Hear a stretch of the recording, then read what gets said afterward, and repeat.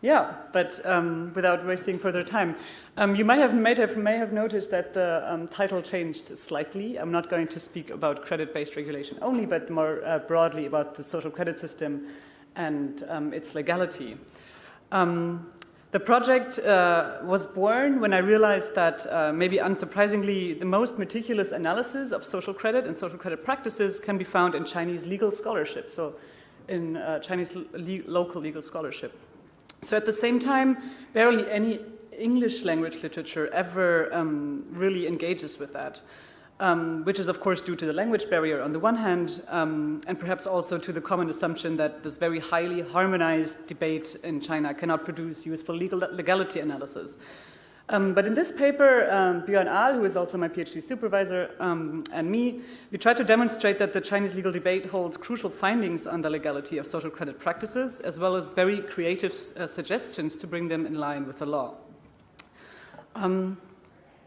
Yeah, we find this debate fascinating because first it offers the most in-depth attempts to really order this very vast universe that is social credit, as you may have heard of already this morning, through a legal perspective.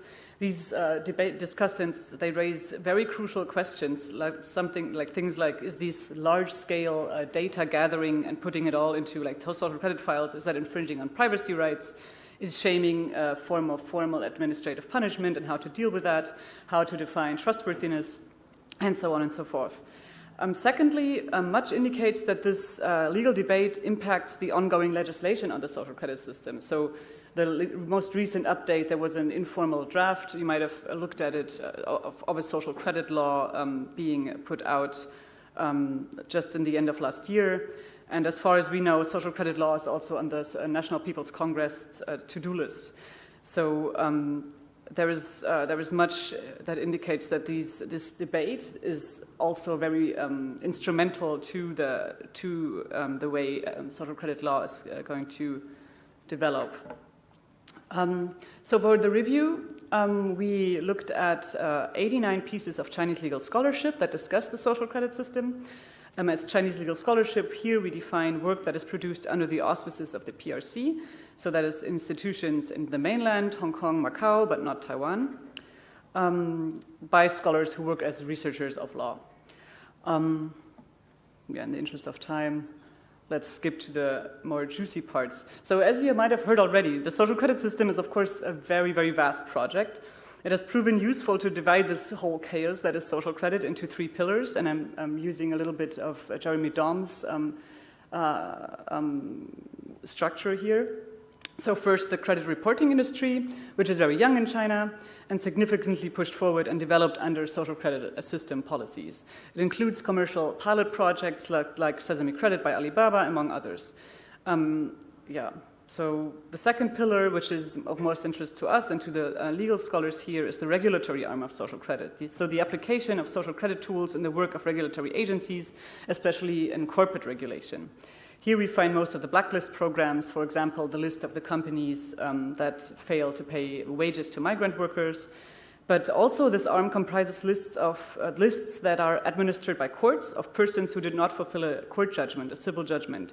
So they're called so-called trust-breaking defaulters, or sometimes labeled laolai in the debate, and they're therefore subject to joint punishment, such as flight bans, for example. You might have heard of that. Thirdly, most interesting from a justice perspective, but at least discussed, the social credit system is actually to control state action as well. For instance, government agencies are blacklisted for not repaying debt, and civil servants are being monitored through social credit files. This pillar is very crucial, especially from a rule of law perspective, but it's barely discussed, maybe because it's less sophisticated so far. Among those 3 pillars, as I mentioned, Chinese scholarly legal literature almost exclusively focuses on the regulatory pillar. It's mostly administrative legal scholars, so those scholars who in law are interested in the relation between the state and private actors. So a review also that we conducted is largely concerned with this branch of the social credit system. To use the words of one of the legal scholars, we could describe the latest versions of this so to say credit-based regulation as the realizing of regulatory goals through applying different positive or negative measures in accordance with the targets target subjects' past performance, using trust rhetoric as assessment carrier and the cooperation of multiple administrative agencies as a form. So within this pillar, the following practices of social credit are being pointed to by law scholars.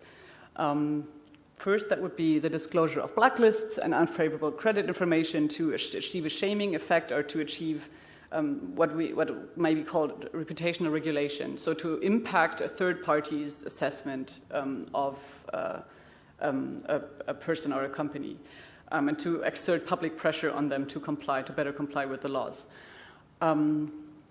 Then a second practice pointed to are the joint disciplinary measures for trust breaking.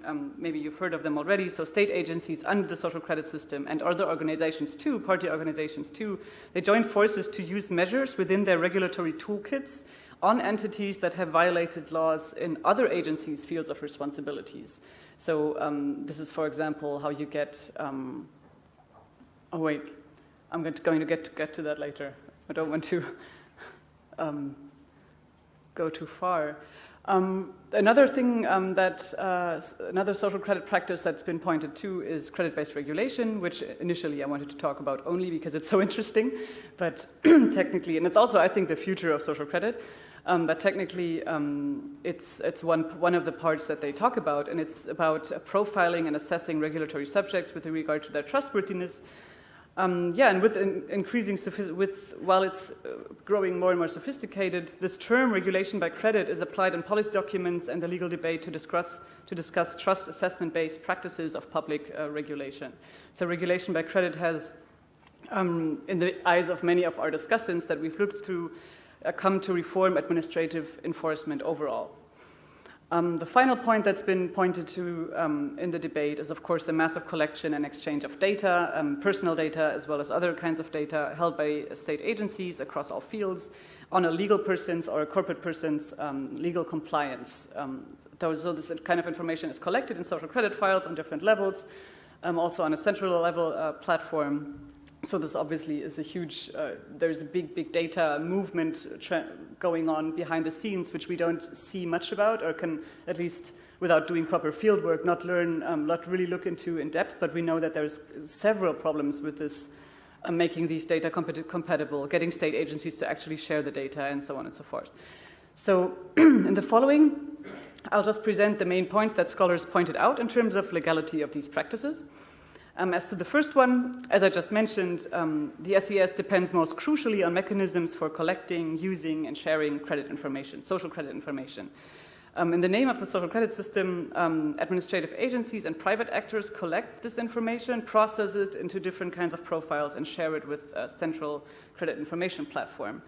And of course, scholars have criticized that these practices, especially when it comes to personal social credit information, violate the minimization principle that is now laid down in the Personal Information Protection Law in China.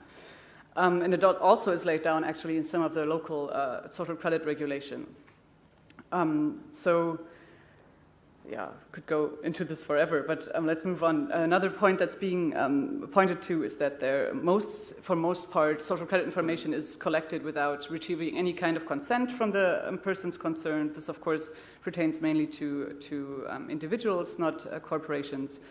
That, for example, but there is an interesting debate going on whether or not consent should be required or should not be required, whether it even makes sense. But I guess that's even outside of China a big point that's being discussed. Then the right to know is being brought up. So when social credit subjects are individuals, there is the data protection laws in China provide for a right to know when their personal information is processed. But in fact, they often only find out that their information has been processed in any way after they've been punished and have trouble to find the reason for punishment. Another big problem here is that private actors are being involved in all this collection activities, so that it's being outsourced a lot because the state agencies often don't have the capacities to do that. And of course, discussants here raise the question whether such third parties, like such third companies, credit companies, are state actors or private actors. The data protection framework on private actors, as we know in China, is much stricter. But some commentators, such as Liu Wei, for example, have pointed out that this stands in the way of social credit system building and that privacy must be compromised sometimes. Let's turn to another big social credit practice that is being scrutinized heavily. That yellow is a mistake, I'm afraid. Shouldn't be there. And that is, of course, the social credit punishment measures. So, as I mentioned, there's the joint disciplining for trust breaking, that lots of other different reputational punishment measures as well. And discussants in the Chinese legal discourse have pointed out, first and foremost, that most of these measures lack a legal basis because they are stipulated in memoranda of understanding, which are made between different state agencies, but not in the law. More interestingly, they point to proportionality. Most of the local social credit regulation requires that disciplinary measures abide by the proportionality principle. Mostly they fail. So there is a talk of a sort of ingrained disproportionality because there's never a check of whether or not a punishment measure and the accumulated punishment measures like joint punishment, joint disciplining always means that there's like a bunch of punishment measures implemented for one violation. So that this could not ever, there's no point where it's like being kind of overseen by, there's no like space where this is all being thought through and considered whether or not the whole package of punishment is basically proportional. Then Lian Zhou has been brought up, for example, you might know this term from the ancient Chinese practice of collective punishment. So some of these social credit punishment measures hit the children of trust breakers, of trust-breaking individuals, with measures such as banning them from going to private schools. And this has been pointed out by many scholars as being very dangerously close to old collective punishment processes and practices. I think we have to skip our improper connection because that's going very deep into the legal sphere, and I'm not sure that this is something you would be interested in. Let's turn to the reform suggestions directly. So there's an interesting division between reform suggestions made that are sort of like within the legal framework, and there's the reform suggestions that are somehow beyond the legal framework. So we're like bigger ideas to kind of like reform not only the social credit system but also the law completely to kind of like make it more interoperable and more like digital in a way. I think Xin Dai, who gave the keynote this morning, he spoke of digital administrative law at some point. Okay, I'm going to be fast. So one idea is to introduce, to solve the data protection problem, to introduce impact assessments to judge which information may be collected,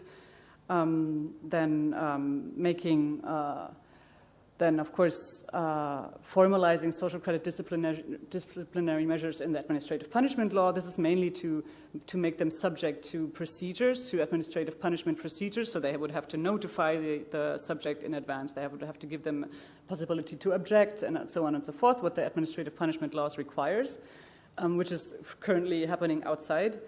So that is a big point that is being brought up, and then there should be it was pointed out that there should be a space for administrative discretion, so that there's actually a place where somebody considers at some point in this whole process the whole bunch of punishment and how far it can go, or it should go, or it should not go, and whether it's proportional to the violation, and so on and so forth.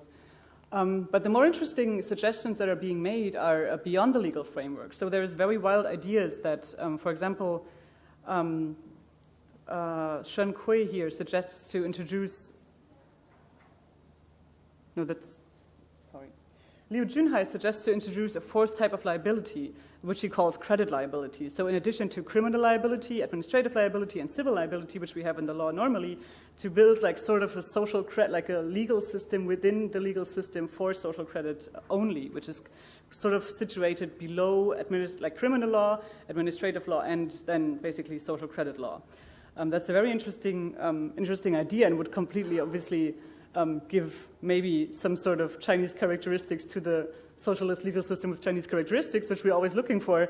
Nobody knows where this is going to, but it's an interesting suggestion nevertheless. I'll be very quick. This is some other suggestions are very interesting that they see social credit as a socialist response to the problems of surveillance capitalism. So we know surveillance capitalism from Zuboff, of course, the idea that big data corporations are accumulating more and more power, and social credit as a response to that, as a state response to that, to kind of like keep them in check. So there's very interesting ideas by Yu Song, for example, to kind of build a process for building a digital administrative law. But yeah, we can talk about that later, maybe if you're interested. I have to wrap up, I guess. Other interesting points for you to note that I found very fascinating. The debate keeps referring to social credit systems in other countries, assuming that there's exactly the same thing that we have in China and all kinds of other countries. And really all sorts of countries are mentioned here. It's very fascinating to me to see that because, of course, we always tend to assume that social credit is a Chinese thing. But yeah, thank you for that. Looking forward to discuss with you. Sorry for taking more time than I was allowed to. Thank you very much, Marianne, for such an informative presentation. Next up, we have Cheris Cheng, who will join us online. Cheris, are you there?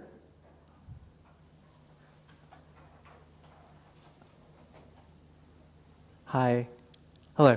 Okay, great. If you can keep your own time, that would be great. You have 15 minutes. Okay, so let me share the screen. So you can see my slide? Yes?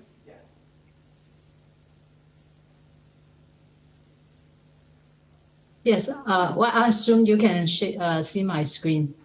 Okay, so making it a habit, instituting SES in Euro-China.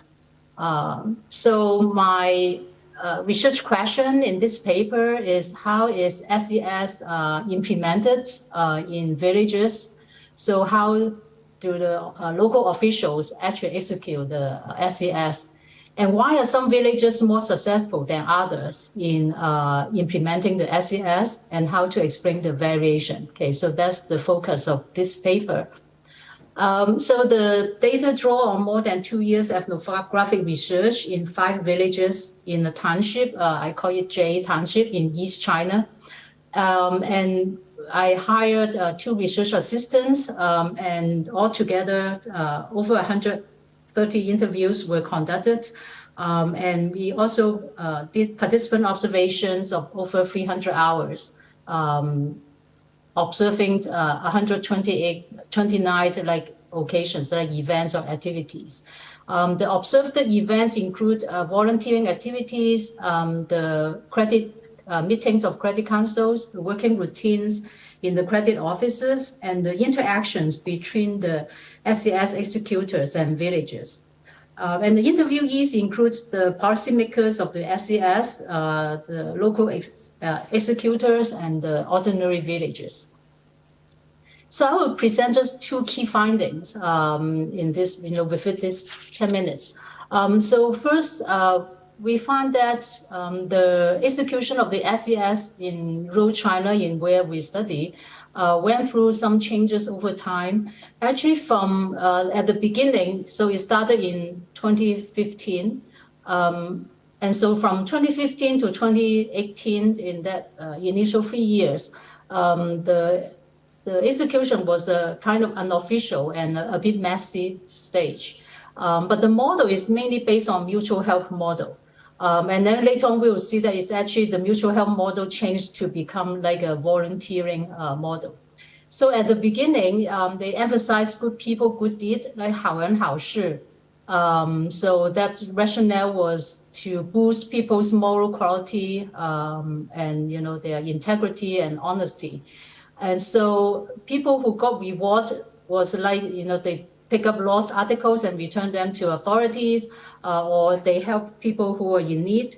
But the problem is that, these good people, good deeds are very difficult to measure, and so it's unsystematic and non-standardized. So how do you define, good? And so later on, there were some cases that were faking. Like, for example, we exchanged the cell phone, and then we say, we pick up the cell phone. So there were some faking cases and some making up stories. So that was difficult to be quantified. And so later on, in the second stage, they moved to the, I call it official coercive stage, mainly based on the volunteering model. So the volunteering is a way of earning credit scores because it's quantifiable and objective.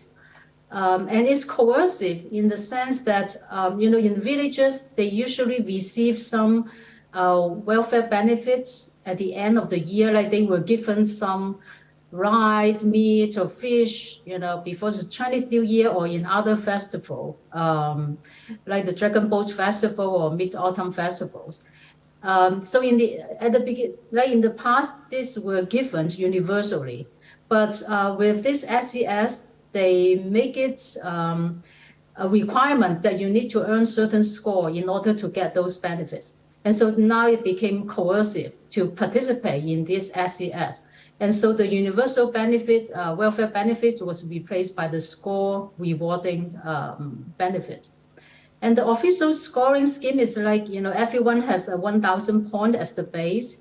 And if one earns up to 1,005 points, then you can receive this kind of basic, rewarding benefit at the end of the year. And how can you earn the 5 scores?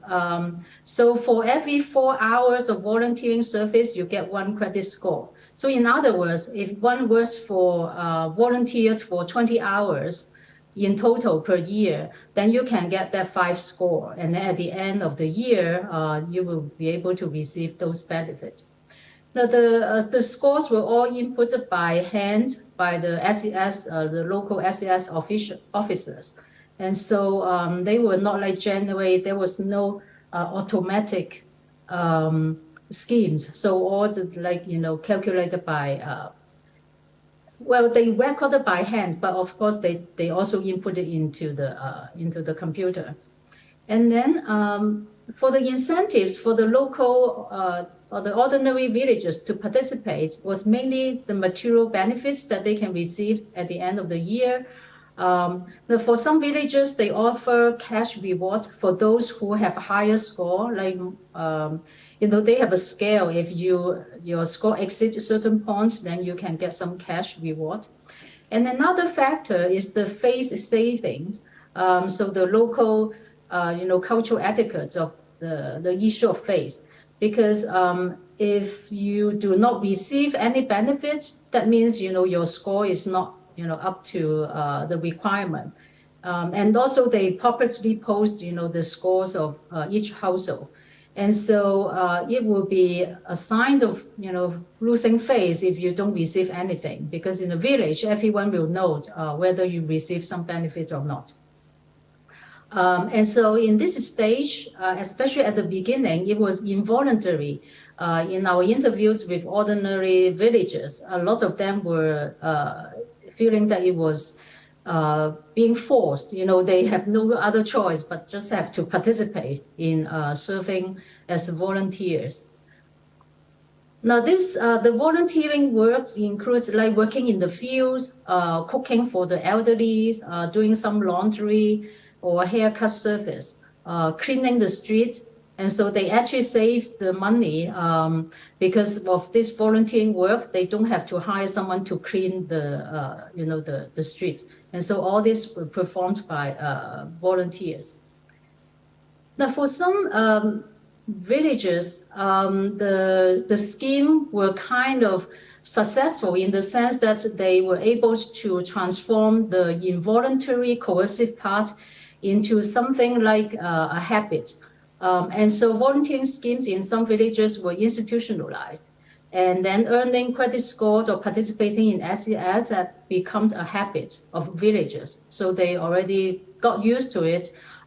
They didn't feel that they were forced to do it. And some even embraced this scheme.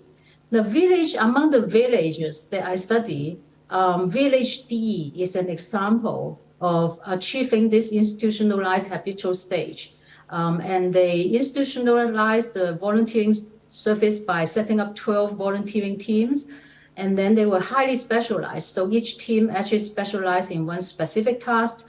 And they also have regular volunteers, and each volunteer get a lump sum score of about 30 to 40 points a year. Okay, so Village D is an example of most successful.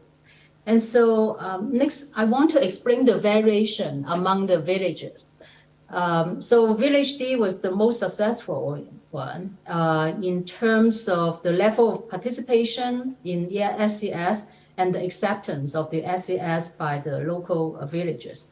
And the least successful one are Village L and Village N in my sample. And I found that the key difference is actually the local leadership. I found that the local leadership actually is the key that results in the variation. And then this factor actually intertwines with the local economic conditions. So the local economic conditions matters as well. And also whether the leaders were able to mobilize some local resources, or some local cultural toolkit to exercise or to implement the SES. So Village D, for example, the leader is charismatic, and he himself highly endorsed the SES wholeheartedly. And so he collaborates closely with the leader in the township. So that's, so the leader's own position, whether he or she likes the SES, is very important. And the second factor is that this village is relatively well off economically, but not super rich. So I will explain later why super rich actually is not a good condition for SES. And also this leader plays the role of being like a father of the villagers. So he himself was highly committed, and so he worked in the field together with the villagers. And also if some villagers were sick, he actually took them to the hospital for free. He drove them to the hospital, and very often would give them a small amount of cash allowance out of his own pocket. Okay, so he was seen as like a father and highly respected by the villagers. And so it was relatively easy for him to mobilize the villagers to participate in SES. And then Village L, the leader is in opposite to the leader in Village D, that this leader actually lacks any charisma. And there were some local politics in this village. There were, struggling and divide and fighting, among different cadres. And so it was crippled by the local politics, lacking power and lacking charisma. Also, this village is relatively poor. It's actually quite poor. It's one of the villages that received the poverty alleviation and development assistance. 就是扶贫，其中一个扶贫的村。And so it is actually like a poor. And the poor village is that at the end of when they provide this material benefits, they can only provide very little. And so it's not like attractive for the villagers to participate. So even if you don't receive that 5 points, even if you don't receive any benefits, you do not lose a lot. And then Village N, interestingly, Village N is the richest village among all. And the leader himself is a billionaire holding a large corporation that actually with a total assets of over 7 billion. And this leader actually held a lukewarm attitude toward SES. And so for him, he is very lenient to implement the SES. So for the villagers in this village, as long as they clean their own courtyard, then they can get their 5 points. So they don't have to serve as volunteer for other, providing services. They just need to clean their own courtyard. And this village is the richest among all. And so the leader kept providing the material benefits to the villagers. And so because of this, so the universal benefits actually were kept intact. And so there was actually no incentive or no driving force for the villagers to, to engage in the volunteering services. And in fact, a lot of villagers in this village, they even didn't know what SES is about. Okay, so that's the big difference among the villages in the same township. And so to conclude, the execution or the implementation of SES in rural China is less based on automatic decision. Local leaders have high degree of discretion. And although there is a standardized scoring scheme, but it has a lot of local variation in terms of the requirements, how can you get the score, the rewards, like what kind of rewards you can receive. And so as a result, the level of participation and acceptance is very different. And the local leadership and the economic conditions are the key factors explaining the variations. So either too rich or too poor actually is not a good context for the execution of SES in rural China. Okay, so that's the end of my presentation. And so for more substantial details, I think we can discuss it in the Q&A. Thank you so much, Professor Cheng, for such an intriguing presentation. And it's my bad, I totally forgot to introduce you to our audience. So Professor Chen is an expert in cultural and economic sociology. As you probably can tell, her current project documents the design and implementation of Chinese social credit system and analyzes the influence of big data and algorithms, as well as the classification practices on individuals and communities. Thank you again for joining us.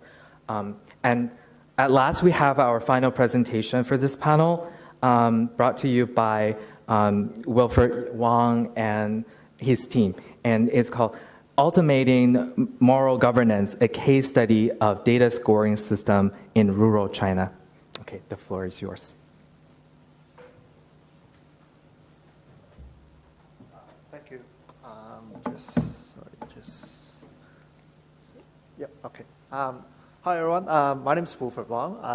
I am from the University of Melbourne, and thanks very much for having me here at the conference. And I am literally sort of presenting a project that is done by my team, and it's based on a project that's led by Dr. Shun from University of Glasgow. And the other team member, as listed up there, is Dr. Linlin from Zhejiang University. I kind of see our presentation, what we're going to talk about here in this presentation is a continuation from the last presentation by Professor Chen. So I'm feeling very grateful to be able to sort of having such an order. So the topic we are focusing, again, we also changed our title slightly, but essentially we are going to discuss this idea of techno-moral governance. And we examine such a concept through a case study of an app named Shun-thing, which I will discuss more later, that is used in rural area in China for social governance. So the notion of governance through morality in China has gained quite a bit of traction in recent time. Literally yesterday at my university, the University of Melbourne, there was another conference on Chinese governance, and moral governance featured prominently in that yesterday's sort of conference as well. And many of you sitting here and also online have written quite extensively on this topic in the context of platformatization in China. And there's a good reason, because moral governance, despite its recentness, it's also a historical issue, because historically Chinese rulers need to construct their own moral authority and benevolent governance in order to justify their power monopoly.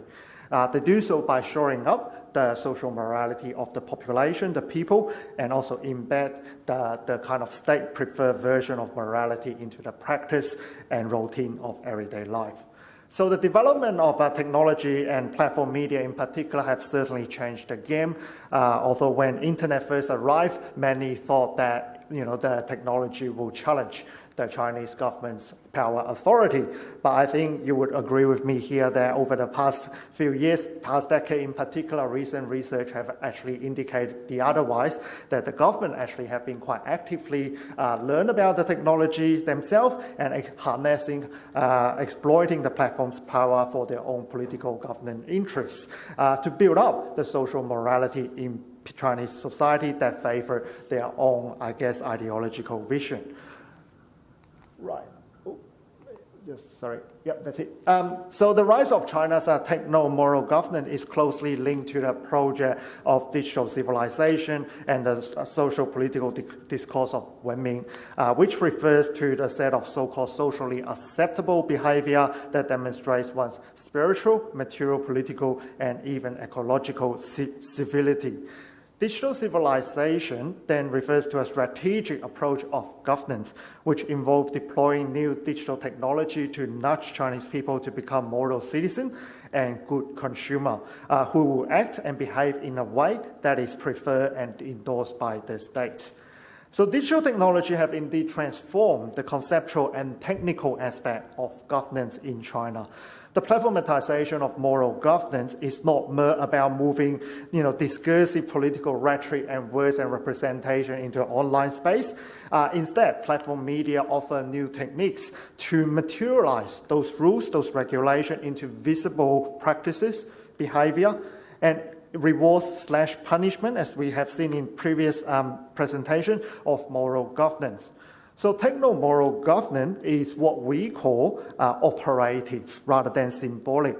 It aims to get people to actually do something, to respond to the moral rhetoric with action, making behavior change that can be accounted for and also can be quantified. Hence, techno-moral government also emphasizes on standardization to standardize the way to measure, to evaluate moral practices, and also find a way to rectify those behavior or value that deemed to be unfit according to the party state's logic.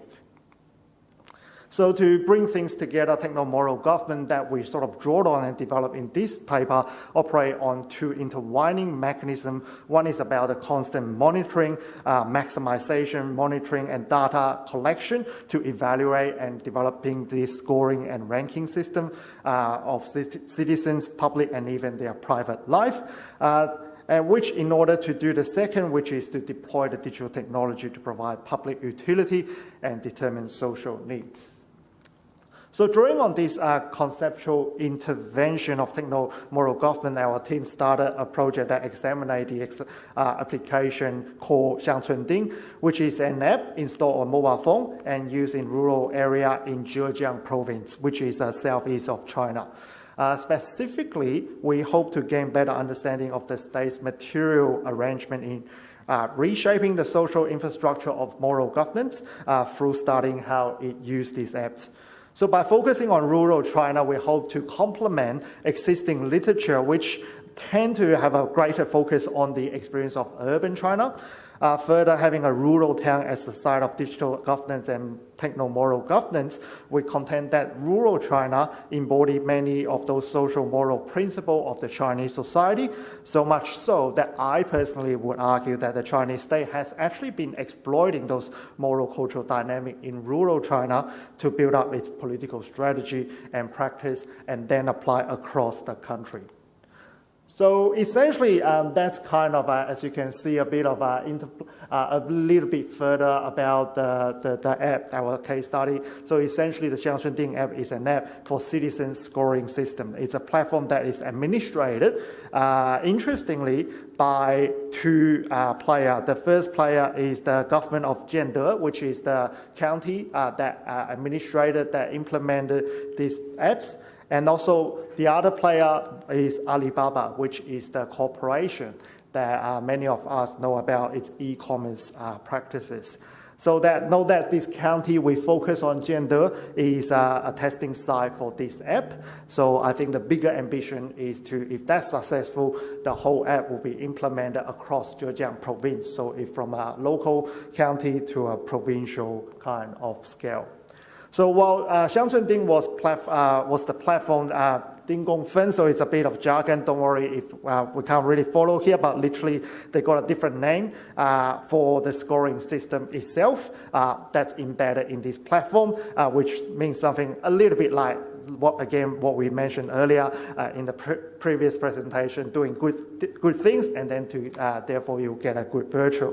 So inherently, the official objective of this app is to improve the morality among local population as part of the broader transformation of digital governance in gender and potentially across the entire province of Zhejiang.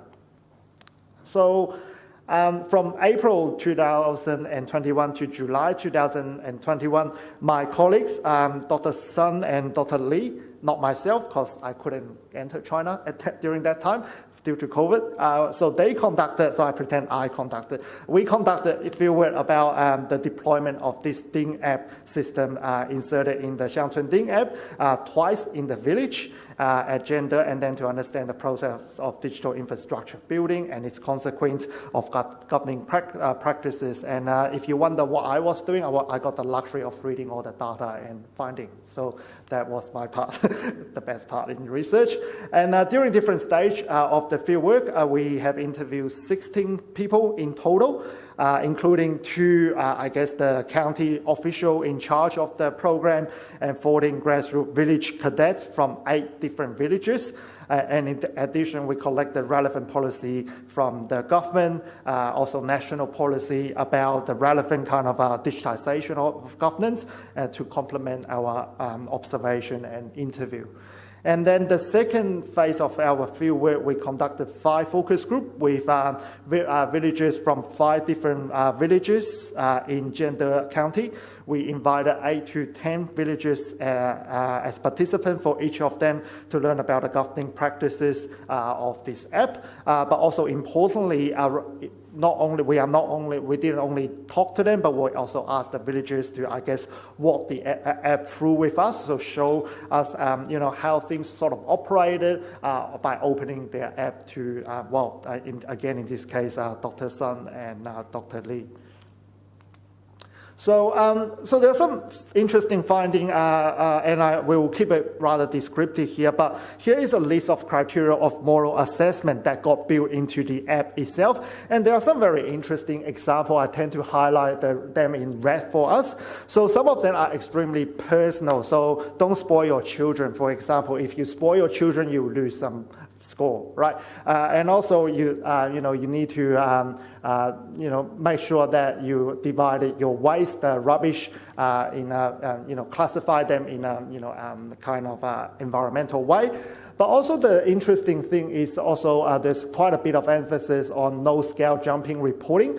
So for those of us don't know much about the Chinese reporting system, so what it means is that if I, as a villager, I have some issue with my local county, so the first point of contact should be the local government of the village, of the county, rather than go straight to, let's say, the provincial government. If I go straight to the provincial government, that's what we call scale jumping reporting, right? And it's actually deemed as immoral according to this app. So it's a very interesting kind of thing. And but I think the most interesting one to me, reading far from China, is that the last one. So if you love your job, somehow you get a higher moral score. And if you can somehow earn above, average income, you also get a higher moral score, which doesn't make any sense to me, but, that's the way it is.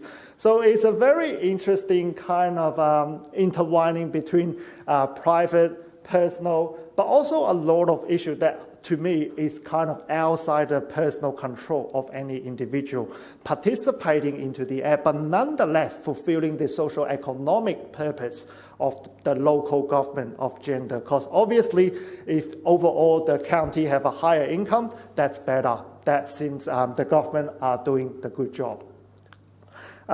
These are just some of the interfaces. As you can see here, when the actual assessment got built into the app and how it looks. So importantly, the way to earn points is by actually self-submitting. So you probably wonder how, if let's say I did something good, how do I get my moral score? It's actually through self-reporting. So I can, for example, if I classify all my rubbish, I can take a photo and then go to the blue button there, click in there, upload my photo, and claim the point. So that's how it sort of operates over there. So in other words, this app encourage villagers to do self-reporting and self-disclosure of their everyday life and activity and their information. So by doing so, it is a different type of scoring system that indeed encourage and potentially even force people to participate.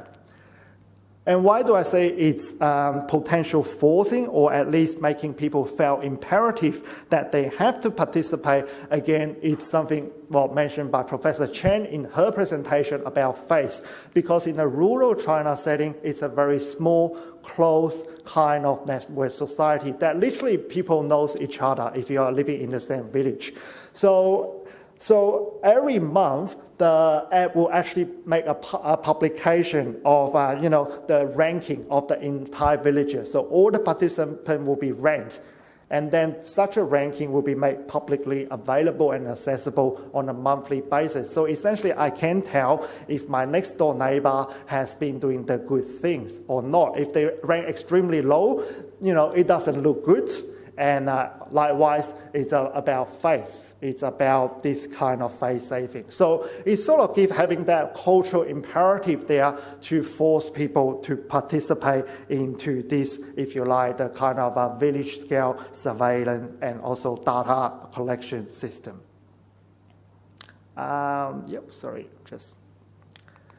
So we can sort of say Shun-thing is essentially a data-driven government initiative responding to the central government's policy directive to advance and accelerate the pace of adapting a data scoring system in rural government across China. So for the states, the data scoring system is selected as a pilot project to enhance rural governance and to ensure stability of rural society through self-governing, which aims to prevent the emergence of rival resistance through the form of scale jumping reporting. So the point-based system also has its own historical roots in China, as you probably remember from back in the days of the Gongshi communal tradition back in the 1960s and 70s, but different in the ways that this time it's more about emphasizing on the individual's material rewards and personal gain to ensure the social stability. So this is just an official promotion, a video about this old, elderly. He managed to secure a low-interest loan, which is very important in this day and era, because he earned a lot of moral points. So it's very interesting how this kind of, communal collectivism is actually built on individuals' collective gains or their desire to gain. So to quickly conclude here, the focus of techno-moral governance in rural area move away from the discursive politics and turn into a material space.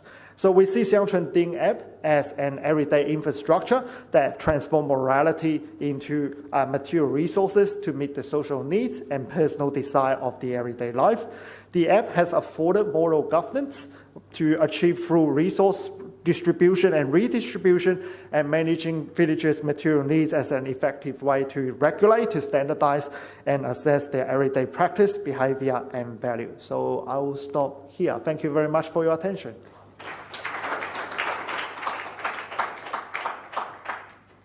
Sorry, just go back to the first one. Sorry.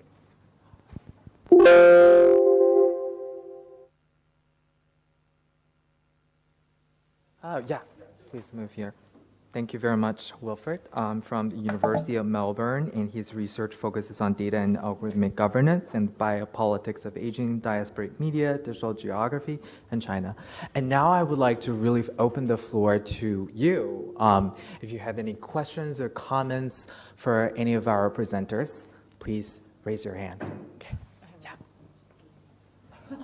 Hello. My name is Shia from Monash. I have a question. It's not a question, but I just want to know more about your project from Wilfred, because you said about it's a rural place. I just want to know more about their educational background. Because I think, like you said in the focus group, that they were actually asked to participate and guess, in a sense, what the government's trying to do with the app. So I was wondering, if you have any more information on their educational background of the participants, and also they're like in terms of like how wealth is the rural places, because Zhejiang is a little bit at the more wealthy part. They don't have any like Professor Chen's like village that's experiencing poverty alleviation. So that's just like more information I want to know. Thank you. Thanks very much for your question. Thank you for the amazing talks and presentations. Thank you. Or do you want to collect all the? Yeah. Okay.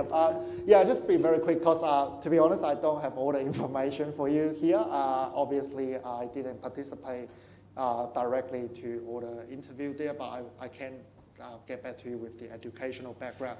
But in terms of the wealth issue, I think slightly different with Professor Chen's study was that I think our one, the gender county was actually a designated testing site. So in a sense, the government, the provincial government actually quite specifically saying that this is the place we are going to do the experiment of this particular app. So in a sense that, yes, I understand and agree with some of the observation that Professor Chen made about the socioeconomic scale, the wealth propensity of the place. But I think in this case, because it does actually carry a political agenda, it's actually the duty of the villagers of the village to actually do this. So I think that actually, in a way, sort of making the thing slightly different on that front. But obviously, I agree, it's not the most impoverished place in China and definitely not in Zhejiang. It's actually one that actually deemed to be continue with the project of digital platform governance in this case, yeah. All right. Do we have anyone who might have questions for other panelists? I think we have time for at least one more question. Yeah, please go ahead.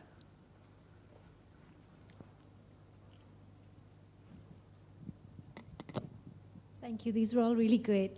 I was wondering if, I think both Professor Chen and Wilfred, did you come across any instances of participants trying to hack their scores, trying to work around the limits and constraints that they saw and trying to optimize their own scoring?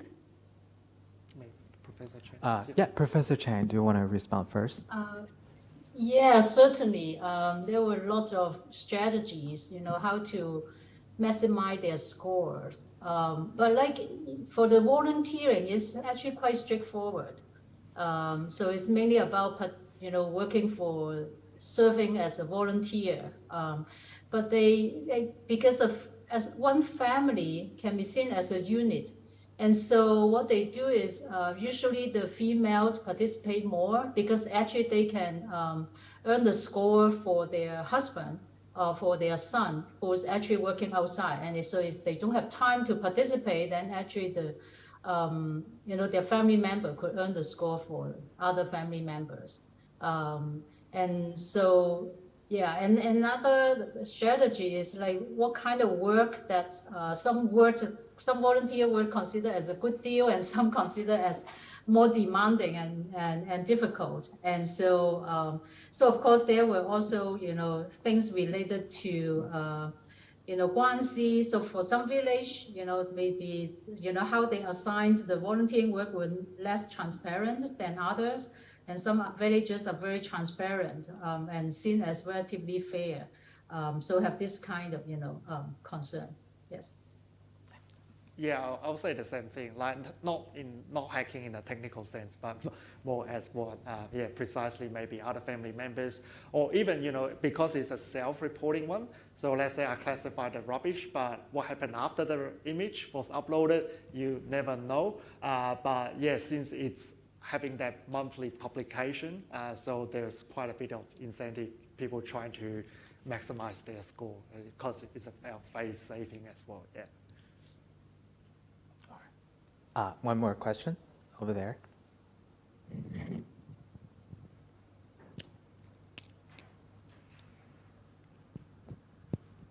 Thank you. I have a question for Marianne on her study of the Chinese scholarship. Usually Chinese scholars, they use certain policy slogans to peddle their own arguments as a way to improve policy, and in this case for the social credit system. And I was just wondering, whether you have found any specific policy slogans that they use to frame their suggestions in. These are TIFA, which you probably know already. So yeah, just which ones have you seen in your data? Yeah, that's it. Thank you. That's a very good question. I would have to go through the data once more to kind of note them down on the side. There were, of course, things that were being used. An interesting one that kept popping up was IFA Xingzheng, which was a very prominent was a very prominent term that was being used a lot to basically point out legality problems, whereas at the same time it's very unclear what position this like administration by law actually has in the legal system. So that was used a lot, but otherwise the structure largely is, of course, as you find in many legal articles, who like try to amend the system to improve it. That you have, you start with the big policies that are being put out there, praising them or more or less, then adding some like very, very fierce, very directed criticism, and then in the end saying basically, it's going in the right direction. Just everything is good, basically. Just please also look at our suggestions. But it's interesting because the suggestions sometimes are so fierce that it's hardly believable. The rest of the structure. It's a very delicate way of writing, I think, and I think it's very interesting. It would be an amazing project to go deeper into how these articles are written. There is a lot of literature on how articles like these kinds of articles, like legal literature, was written in Eastern Germany under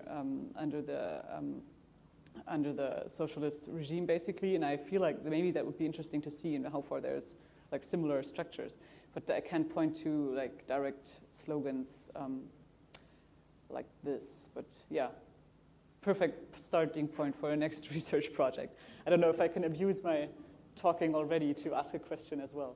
Yeah, please. Okay. I was very intrigued by both of your presentations, Cheris and yours, because you were both seemingly like you were, I guess, working on Zhejiang province and Jiande in particular, and especially when it comes to the app. I did field work on I think you showed a slide of the Banks of Virtues, the Dao de Inhang. That was kind of the scoring catalog was used for that app.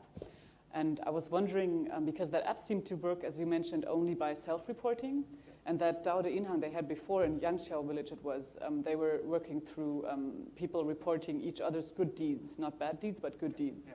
And also having like ladies running around every once in a while and kind of like writing down how well harmony is going in certain households and so on. So they had other ways of reporting as well. And I was wondering whether this moving to the app with the self-reporting is maybe a development towards getting away from these other sorts of reporting. Maybe that's something that we can. Is it a learning, you would say, or if you can say anything about it at all? Is it something that maybe is going to be the mode of data input in the future, like self-reporting, or yeah, how do you see it, both of you? Yeah, maybe if Professor. Yeah, Professor Cheng. Yeah. Yes, I actually have a question for Wilfred. I found the studies very, I found your study very interesting, and also compared to what's happening in those villages in where I study, it looks like the self-reporting was what happened in where I studied. Like they did it before when it was the good people good deed. They also rely on both self-reporting and also rely on information collector. But information collector is by chance whether you have seen someone doing some good deed. And so very much you have to rely on self-reporting. Although in where I studied, they didn't have this thing apps at that time. But then the problem is for self-reporting, then you have to check whether it's real or not. So I would like to know, like in Wilfred's case in Jiande, how they actually checking those cases when they submit via the apps. How they check whether this case really happened or not. And also, like when they put it on paper, in where I study, they also have a long list of, whether this is moral or immoral to this or that, very long list of things that you should do or should not, and how many points you can earn and how many points you get deducted. But then when it's in practice, it's very difficult to put it into practice with that very well-refined scale of score. And so that's why at the end of the day, they become like a volunteering model rather than the mutual help model. And so, I actually have a question. So for the questionnaire that you put in, or actually the scale, the scoring scale, what did you do to get this point? Did they really put into practice? And I guess they put into practice mainly through this app. And so in this, from the policy to the exercise of the earning score, the whole process, can you give us a bit more about, how they screen out the cases and then really, put down the scores? Yeah, so I think to Professor Chen first, so basically there's a whole committee in the county formed by party official, obviously, and they sort of become that little committee to determine whether this photo is real and to determine whether to reward a score. Again, I haven't physically been to China, so I can't say too much, but I do encourage you, and I will forward that to Sun Yu in particular, but feel free to also contact her yourself. But I think there will be a follow-up. But the thing with interviewing the official was obviously they were always very vague in their response. So we can't be very 100% certain that the actual selection process, because that's more inner circle, closed door thing rather than something that's publicly available. So that's actually I did ask that question to Sun Yu when they bring back the data to me. And also back to Maria's kind of question that, interesting, they don't punish. I did ask that question. So what's the punishment? Because it's reward/punishment. And I was like, what's the punishment and how do you punish? And actually, we found that there were very few punishment. The whole idea is about rewarding. So it's really encouraging, maybe it's more positive, kind of positive energy, kind of environment that everything, so long everyone's doing the right thing, the good thing, they won't need for punishment, maybe, yeah. But obviously the punishment is you don't get those material things, such as a low interest rate loan, which is very important. So it's those kind of very interesting kind of cultural politics that's being played in there. But again, gender was quite specific because it was special in the sense it was designated and everyone knows about it. It's experimental side. So everyone sort of accept that what we are doing here is slightly more utopian. So we never know whether it will last or not. So we are actually planning to actually go, and hopefully this time I can actually go myself as well. Yeah, but interesting, not much punishment or deduction. Yeah, my question, I guess, was more about actually I think the mode of... I think we can continue our conversation during the afternoon tea break. Yeah, and sorry. everyone welcome Maybe to go to the foyer. Can I add a little bit about the punishment? Okay, Sorry. so actually there were punishment at the beginning, but because there were lots of journalistic reports, especially by foreign press, and so that put a very negative image on China. And so now they adopt more lenient model, so emphasizing a reward. And so for those who do not get reward, it was like a kind of punishment. But at the beginning, there were punishments. So, but the media actually play a role to change it. Yes. Yeah, thank you so much. Thank you for joining us, Professor Cheng. And everyone, welcome to the foyer to have some afternoon tea where we can continue our conversation. Thank you.